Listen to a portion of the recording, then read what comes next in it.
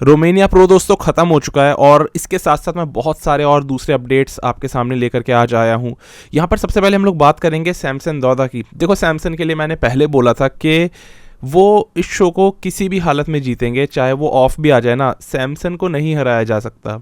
यही चीज़ हमने देखी एग्जैक्टली। सैमसन दौदा इस शो में जीत गए, लेकिन उनको इस बार चैलेंज दिया एक बहुत ही एक तगड़े एथलीट ने, क्योंकि उन्होंने सैमसन को अच्छा खासा यहाँ पर एक टक्कर दी कुछ हद तक, और नाम है इनका बहरूज तबानी। तो यह है सेकंड। इसके बाद में थर्ड नंबर पर यहाँ पर आते हैं बहुत ही एक अनोखे और नए एथलीट जिनका नाम है हॉर्स एमडी। पूरा नाम अगर मैं इनका आपको बताऊं, मार्सेलो डी एंजेलिस। यह है मिलोस सारसिफ के क्लाइंट और यहाँ पर थर्ड प्लेसिंग इन्होंने ले लिया। इसके बाद चौथे नंबर पर ये पहुंचा देते हैं नाथन डे आशा को।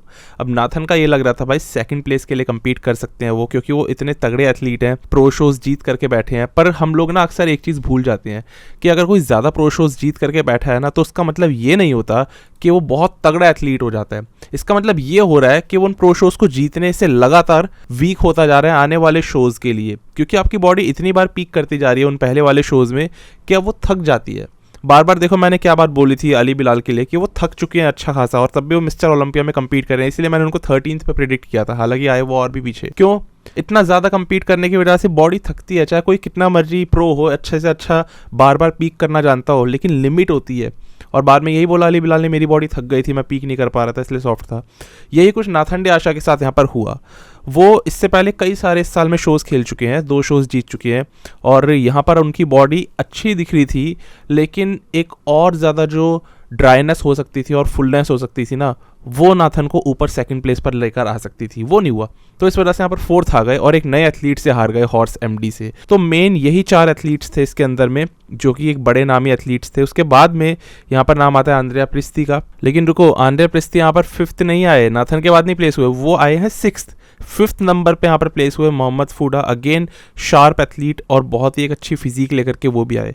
तो यहाँ पर हम लोग अगर बात करें सैमसन दौदा की, सैमसन काफ़ी हद तक सेम दिखाई दिए जिस तरीके से हमने उनको अभी ओलंपिया में देखा था, और उनकी फिजिक में एक वही सॉफ्टनेस बहुत ज़्यादा है, टाइटनेस उनकी वेस्ट में तब तक रहती है जब तक वो बिल्कुल नए नए आते हैं पोजिंग करने स्टेज पे। धीरे धीरे करके वो वेस्ट पे से कंट्रोल हटने लगता है, तो सैमसन की फिजिक थकने लगती है और इनकी वी टेपर खराब होने लगती है। अब अगले साल के लिए इनको ओलंपिया जजेस ने क्लियरली बोल दिया है, अपने आप को पहले से हार्ड करके लाना है, उसके बाद अपने आप को और ज़्यादा बैक में थिक करना है, और लैट्स को वाइड करना है।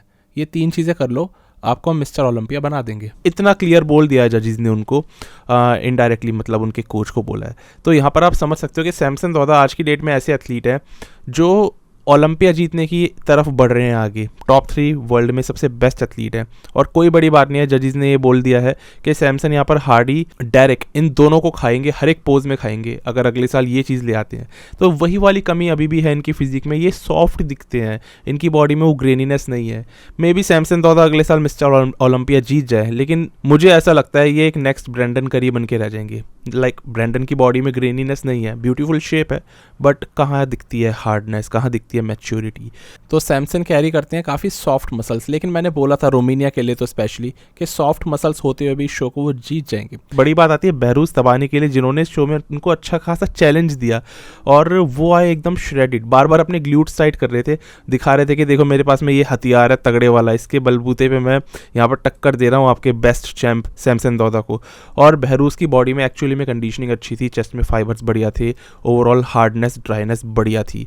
एक नया एथलीट इतना ज़्यादा टक्कर अगर दे रहा है तो अच्छा है, लेकिन फिर भी अगर ये ओलंपिया होता ना और बहरूज और सैमसन के बीच में 2-4 एथलीट्स और होते, मान लो निक वॉकर होते, एंड्रयू जैक्ट होते, तो वो लोग बीच में आ जाते, फिर बहरूज और सैमसन यहाँ पर एक साथ में नहीं खड़े होते, इनके बीच में ये सारे एथलीट्स पक्का आते। तो यहाँ पर ये सब एथलीट्स थे नहीं, तो डायरेक्टली सैमसन के बाद यही आ गए। लेकिन स्टिल बहरूज अभी पीछे है गेम में, क्योंकि वो नए नए हैं, उनकी मसल्स उस तरीके से अभी ग्रो नहीं हुई कि उनको एक टॉप ओलंपियन के साथ में कंपेयर करवा दे। यहाँ पर था ही एक टॉप ओलंपियन, तो इसीलिए इनसे डायरेक्ट कंपेयर हुआ, लेकिन बहरूज अभी पीछे है।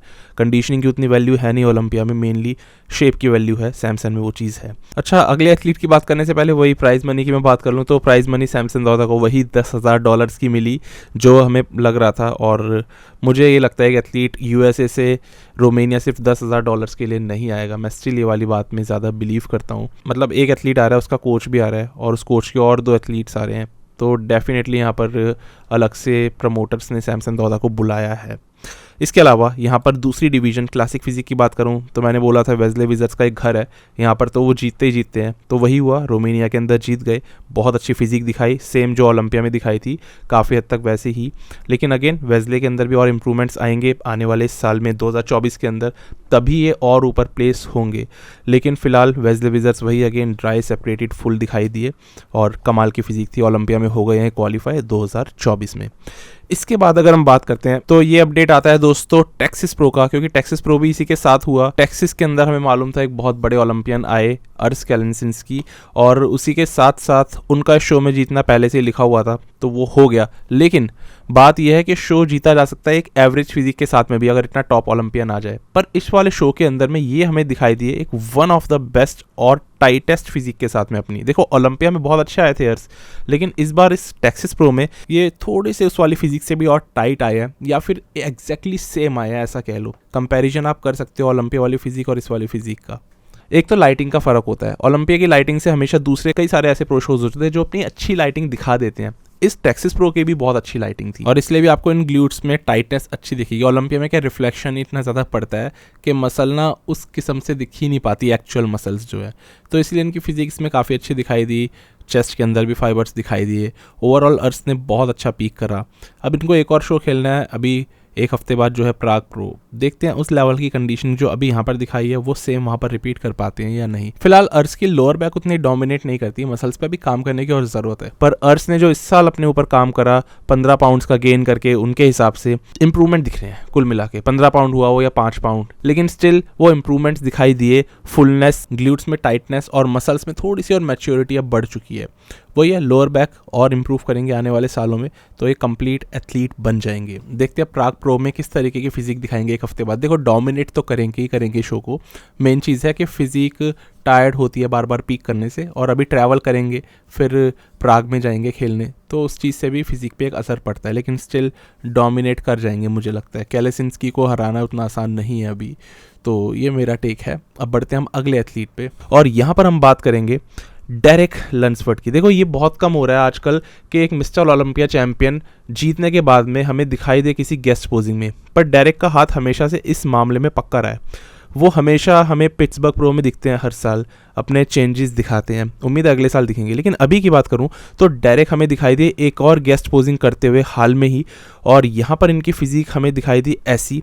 शो का नाम था एनपीसी ईस्टर्न यूएसए चैंपियनशिप। तो एनपीसी की शोज़ होते हैं जिनमें कि ये लोग compete करते हैं, मतलब गेस्ट पोज करते हैं जिम मैनियन के कहने पे बहुत हद तक, तो वो ज़रूरी भी है। लेकिन एक मिस्टर ओलंपिया एथलीट को एकदम से गायब हो जाना बहुत करीब नहीं कर पाता पब्लिक को उसके साथ, और स्पेशली अगर वो चैंपियन बहुत ज़्यादा फैन फेवरेट ना हो। ऐसे एक चैंपियन हमें दिखना चाहिए आफ्टर शो। पहले के ज़माने में एकदम से डोरियन येट्स को शैडो बोल दिया करते थे, लेकिन हमें ये याद नहीं है कि डोरियन येट्स भी ओलंपिया खत्म होने के बाद कई बार compete करा करते थे इस टाइप के गेस्ट पोजिंग में, तो बहुत बार। पर पहले एथलीट्स इतना एक्सट्रीम compete करते थे कि डोरियन येट्स उनके आगे लगते थे शैडो। आजकल के एथलीट्स हारी शुपन को देख लो या फिर बिग रैमी को देख लो, ये लोग गायब ऐसे हो जाते हैं कि ये डोरियन येट्स से बहुत ज़्यादा शैडो वाली एक लेवल को नेक्स्ट लेवल पे लेकर जा चुके हैं। ऐसे में अगर डेरेक लंसफर्ड जैसा एथलीट ना एक बार हमें ऐसे दिख जाता है ओलंपिया के बाद में, तो अच्छा लगता है कि हमारा ओलंपियन एक्टिव है, हमारा मिस्टर ओलंपिया एक्टिव है। हार्डी शुपन हमें पिछले पूरे साल में दिखाई नहीं दिए, कहीं पे भी नहीं। बिग रैमी हमें कमिटमेंट कर करके बोलते थे कि आऊँगा मैं, और बाद में प्रमोटर्स को मना कर दिया करते थे, उनकी खुद की वो उससे रेपुटेशन इमेज ख़राब हो जाती थी। पर यहाँ पर डेरेक ने अपनी बॉडी दिखाई, और सही बताऊँ इतनी ज़्यादा अभी ये बॉडी एक सॉफ्ट हो गई है। 8 दिन हुए ओलंपिया ख़त्म हुए, लेकिन बॉडी कितनी तेज़ी से बदलती है। लेकिन स्टिल ग्लूट्स अभी भी आपको दिखेंगे कि शार्प हैं, उतने नहीं, उसके आसपास में भी नहीं, लेकिन काफ़ी ज़्यादा। बैक अभी भी अच्छी है, चेस्ट में फाइबर्स थोड़े थोड़े से दिख रहे होंगे। और ओवरऑल एक बात बताऊँ मैं आपको, कुछ लोगों को बुरा ज़रूर लगेगा, पर डेरेक की ये बॉडी मुझे अभी भी लग रहा है कि सैमसन दादा के ये रोमानिया वाले पैकेज को हरा देगी। सैमसन से स्टिल ये बॉडी शार्प है। सैमसन के ग्लूट्स अभी भी नहीं दिखते, जबकि वो कॉन्टेस्ट में खेल चुके हैं अभी। लेकिन डेरेक इस गेस्ट पोजिंग वाली बॉडी में भी होते हुए मुझे लग रहा है सैमसन दौदा से तो ज़्यादा शार्प है। हल्का सा वाटर मैनिपुलेशन और दौदा को हरा देंगे ये। तो ये होनी चाहिए एक मिस्टर ओलंपिया लेवल की कंडीशनिंग जो डेरेक लंसफर्ड दिखा रहे हैं। हार्ड इशू अपन होते तो और तगड़ी नेक्स्ट लेवल की कंडीशनिंग दिखाते, उनका तो मुकाबला ही नहीं है। खैर, डेरेक ने यहाँ पर गेस्ट पोजिंग करी। अब देखते हैं वो हमें पिट्सबर्ग में अगले साल दिखाई देंगे कि नहीं। फिलहाल इस तरीके से इनकी बॉडी दिख रही है और वही है, सॉफ्ट ही सॉफ्ट है आगे से, चेस्ट, शोल्डर, आर्म्स के अंदर में। बाकी फिर भी ये भी एक बड़ी चीज़ है कि मिस्टर ओलंपिया हमें काफ़ी टाइम बाद अब दिखाई दिया डायरेक्टली, ओलंपिया ख़त्म होते ही के साथ। पहले ऐसे फिल हीथ किया करते थे। इसके बाद दोस्तों अगर मैं आऊँ तो अगला अपडेट इसमें आ जाता है हमारे इंडियन बॉडी बिल्डर सरावनन मानी के ऊपर। अब सरावनन ने इस साल कई सारे कॉम्पिटिशन्स खेले हैं, जीते हैं, एक बढ़िया अपनी रेपो बनाई, लेकिन उसके बाद में अभी ये इस वक्त पे खेलते हैं मिस्टर वर्ल्ड और इसके अंदर में इन्होंने इसको जीत लिया, काफ़ी बड़ी बात है। लेकिन इसके साथ साथ इससे बड़ी बात ये उठी कि इनकी फिजिक कुछ हमें अजीब दिखाई दी और उसके अंदर टू बी स्पेसिफिक अगर मैं बात करूँ, इनके शोल्डर्स बहुत ही ज़्यादा पॉइंटी दिखाई दिए और वो बन गए एक मेन पॉइंट ऑफ अट्रैक्शन। मतलब पूरा शो लोग भूल गए, वो हो गया धुंधला, मेन पूरा ध्यान चला गया इनके शोल्डर्स में। और एक्चुअली में ये चीज़ होनी भी चाहिए डिस्कस, बिकॉज ये बॉडी बिल्डिंग को एक गलत डायरेक्शन में लेकर के जाती है। गलत मैसेज तो मिलता ही है, ठीक है ना। फैंस को एक नए बंदे को ऐसी बॉडी दिखा दो, वो कहेगा इंजेक्शन वाली बॉडी होती है ये तो एक्चुअली में क्या बात हुई कि इस तरीके से हमें दिखाई दी है। अब देखो, इन्होंने इस चीज़ के ऊपर कुछ भी बात नहीं करी है और इसके लिए यहाँ पर सबसे बड़ी चीज़ आती है स्पेक्यूलेट करना। अगेन एक अंदाज़ा मारने वाली बात है। तो इस शोल्डर को अगर देखा जाए, कई सारे लोग इसको सिंथॉल वाला शोल्डर बोल रहे हैं क्योंकि वहाँ पर साइट इंजेक्ट की है, वहाँ पर जो साइट एनहेंसमेंट ऑयल पूरा मैंने बना रखा है वैसे सिंथॉल के ऊपर, वीडियो आपको ऊपर दिख रहा होगा लिंक में। तो ये चीज़ हो सकती है, या फिर दूसरी जो पॉसिबिलिटी है वो ये इंजेक्शन डाल रहे होंगे, मतलब शोल्डर में जो बॉडी बिल्डर ज़्यादातर अपने स्टेरॉइड्स इंजेक्ट करते हैं, उस वजह से इनको कोई ना कोई इन्फेक्शन हुआ है, कोई लिपोमा बन गया, मतलब कि गांठ बन गई उस वाले शोल्डर में। तो जो भी केस है, वो चाहे सिंथॉल डाला गया हो, चाहे स्टेरॉइड का इंजेक्शन लगाने से ये हुआ इंजेक्शन लगाने से ही है, क्योंकि नेचुरली इस तरीके से लिपोमा होना अगर किसी को कोई मेडिकल कंडीशन है तब तो समझ आता है, लेकिन बॉडी बिल्डर्स के साथ इस तरह से हमने पहले भी कई बार देखा हुआ है। और ज़्यादातर हमें पता है शोल्डर एक वो पॉइंट होता है जहाँ पर कि सबसे ज़्यादा इंजेक्शन मारे जाते हैं, शोल्डर्स में, ग्लूट्स में, यहाँ पर दोनों जगहों पर। ऐसे में इस तरीके का पॉइंटेड शोल्डर बहुत ज़्यादा लगता है ख़राब। अब यहाँ पर इन्होंने कम्पीट कर लिया, इनको यहाँ पर जीतने दिया, लेकिन आजकल IFBB में इस तरीके के रूल्स आ गए हैं कि इस वाले शोल्डर के साथ में फ़िज़िक को जजेस बिल्कुल पसंद नहीं करते हैं और साफ तौर पे ना इस फिज़िक को आखिरी की प्लेसिंग भी दे सकते हैं, क्योंकि अब IFBB बहुत बदल गई है, इतने ज़्यादा रूल्स। अब देखो ना, वो फिज़िक भी ऐसी पसंद करते हैं जो बिल्कुल क्लासिक दिखती है, बड़ी ब्यूटीफुल सी दिखती है। और ये फिज़िक अगर वो ऊपर लेकर के आएंगे, मान लो किसी प्रो शो में, न्यूयॉर्क प्रो में ऐसा इंसान खेलता है, सरवनन मानी जैसा कोई एथलीट खेलता है, वो गलत एग्जाम्पल सेट करेगा तो उस फिज़िक को बिल्कुल बैकलैश देंगे और उसको पीछे प्लेस कर देंगे। लेकिन यहाँ पर ये जीत गए इस वाली फिज़िक के साथ में। तो ये वाला शोल्डर इनका काफ़ी ज़्यादा ख़राब लग रहा था, जो उनका लेफ़्ट हैंड साइड का शोल्डर था। अब क्या इन्होंने सिंथॉल इंजेक्ट किया होगा? मैं सही बताऊं तो मुझे थोड़ा ऐसा कम लगता है। रीज़न, क्योंकि इनके शोल्डर्स पहले से ही वेल बैलेंस्ड शोल्डर्स है। इससे पहले जितने भी इन्होंने कंपटीशन में कम्पीट किया है, इनके शोल्डर्स में एक सिमेट्री है, जितना साइज़ है उस हिसाब से शोल्डर्स छोटे नहीं है दोनों के दोनों। और इनकी फिजिक में एक राउंडनेस बहुत अच्छी है। मैंने इससे पहले वाली वीडियो में तारीफ़ ही इनकी राउंडनेस की करी थी। अभी one of the best rounded body builder हैं जो कि इंडियन बॉडी बिल्डिंग फेडरेशन में खेल रहे हैं। तो कोई क्यों खामा में उसमें यार परेशानी करेगा, खामा में इंजेक्शन डाल करके उस चीज़ को ख़राब करेगा। लेकिन बॉडी बिल्डर्स को डालने तो पड़ते हैं, सिंथॉल के नहीं तो स्टेरॉइड के, तो इसलिए इन्होंने पॉसिबली वहाँ पर इंजेक्शन मारा, इनको कोई इन्फेक्शन हुआ उस वजह से और वहाँ पर एक लंप बन गया। ये एक पॉसिबिलिटी दूसरी है और सबसे ज़्यादा मेजर बड़ी पॉसिबिलिटी मुझे यही लगती है कि इन्होंने स्टेरॉइड की वजह से मे बी वहाँ पर कोई ना कोई लंप अपना क्रिएट कर लिया है, जो टाइम के साथ साथ ठीक हो जाएगा या फिर मसाज से। तो ये कोई लोकल एरिया में उसमें ज़्यादा पॉइंट करने के चक्कर में, इंजेक्शन डालने के चक्कर में ये इन्हें एक रिएक्शन हुआ है। इतना मैं अभी एक अनुमान लगा के चल रहा हूँ, लेकिन ये चीज़ काफ़ी ख़राब लग रही है, फिज़िक को इनकी ख़राब कर दे रही है। कंडीशनिंग वगैरह इनकी अच्छी थी शो के अंदर में और इसलिए जीत गए। ओवरऑल बैलेंस, सिमेट्री, प्रोपोर्शंस अच्छे हैं इंडियन फिज़िक में, लेकिन ये चीज़ ने बहुत ज़्यादा अट्रैक्ट किया ध्यान सारे लोगों का और इस चीज़ को काफ़ी ज़्यादा मिला बैकलैश और ये चीज़ अच्छी है भी नहीं। अगर यही फॉरेन बॉडी बिल्डर होते ना तो कम्पीट भी ना करते, खुद से विड्रॉ ले लेते। लेकिन यहाँ पर डिवीजन का इनको पता था कि मुझे कुछ कहेंगे नहीं, ये लोग जीतने भी देंगे तो चलो खेल लेते हैं। बस यही करा है इन्होंने। फिलहाल इन्होंने मिस्टर वर्ल्ड जीत लिया है, कॉन्ग्रेचुलेशंस इनको।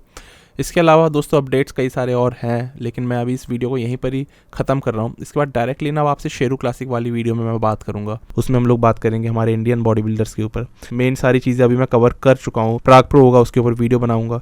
तो बस दोस्तों अभी के लिए तो इतना ही, अब मिलते हैं नई वीडियो में, तब तक के लिए स्टे ट्यून, गुड बाय, शुक्रिया।